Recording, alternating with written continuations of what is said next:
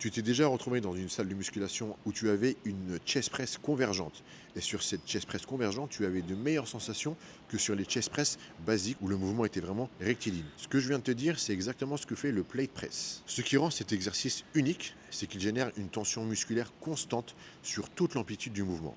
Contrairement à un développé couché où la tension varie en fonction de l'angle et du poids, ici la pression active que tu exerces sur le disque de part et d'autre avec tes mains maintient une contraction permanente. Et c'est là que la magie biomécanique opère. En gardant une coactivation isométrique, tu engages un recrutement optimal des fibres sternales, ce qui intensifie la contraction de la zone médiane des pectoraux. Autre point important, comme tes mains restent rapprochées et que la charge est générée par la pression et non par la gravité, tes triceps et tes épaules sont beaucoup moins impliqués que sur un développé classique. Résultat, un travail bien plus ciblé, bien plus isolé sur les pectoraux et une tension musculaire prolongée.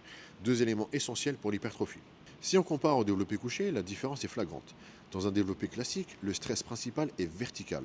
Donc la gravité pousse la charge vers le bas et tes triceps interviennent énormément pour verrouiller l'extension. Avec le plate press, la force est horizontale et c'est toi qui génères la résistance en pressant activement. Résultat, l'adduction est permanente et ton grand pectoral travaille sans interruption. En clair, c'est un exercice biomécaniquement optimisé pour stimuler l'intérieur des pecs avec trois bénéfices majeurs.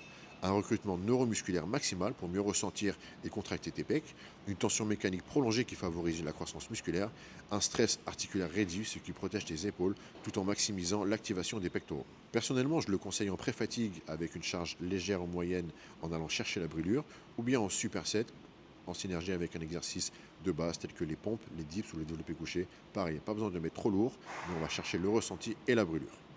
Et pour les plus sceptiques, demandez-vous pourquoi une des plus grandes salles et meilleure du monde met à disposition cette machine qui reproduit exactement le même mouvement.